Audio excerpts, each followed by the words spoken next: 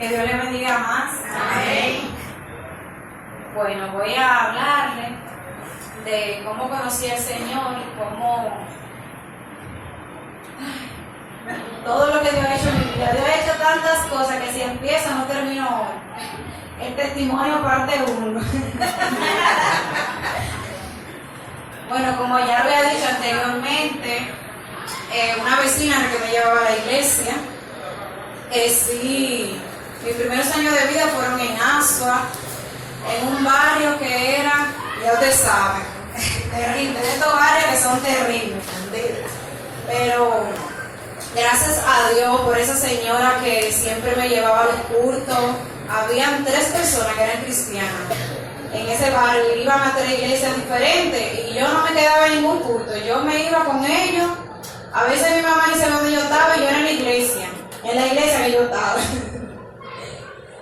Y uno pequeño, al fin, uno no sabe muchas cosas, pero Dios va trabajando en uno de una manera sobrenatural que uno no entiende. Cuando uno ya está en cierta edad y que uno se da cuenta de las cosas que Dios ha ido haciendo en uno desde pequeño.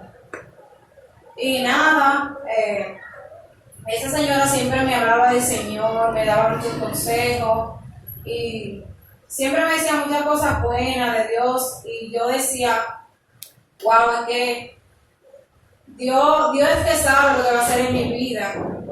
Y mi familia eran idólatras, ellos iban a la iglesia católica, todos eran idólatras. Y ellos casi no les gustaba que yo fuera a la iglesia, pero aunque ellos no quisieran, yo me iba. Yo era una rebelde, pero por ir a la iglesia. Y mi familia,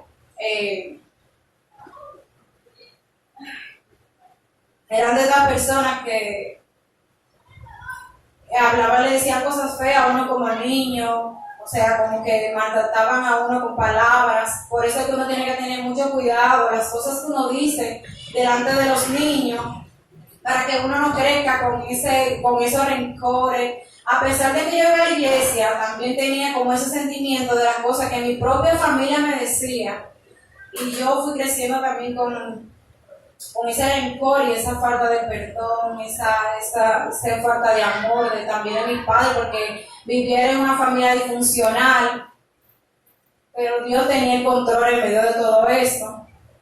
Y yo lloraba mucho, sufría mucho y hablaba con Dios a pesar de todo. Y un día yo dije, Señor, algo tú tienes que hacer en mi vida. Ya yo estaba en la edad de la adolescencia, tenía 13 años. Y una vecina de nuevo me dijo, vamos para la iglesia. Y yo dije, hoy va a pasar algo en mi vida, hoy tiene que pasar algo sobrenatural. Y ahí, ese día fue una persona a predicar a la iglesia y sentí el Espíritu Santo por primera vez. Fue algo que yo dije, wow, Dios mío, qué bueno eres, qué maravilloso. Desde ese día empecé a adorar a Dios. Empecé a servir al Señor, a bendecir su nombre, y yo estaba rota y el Señor me reparó mi corazón.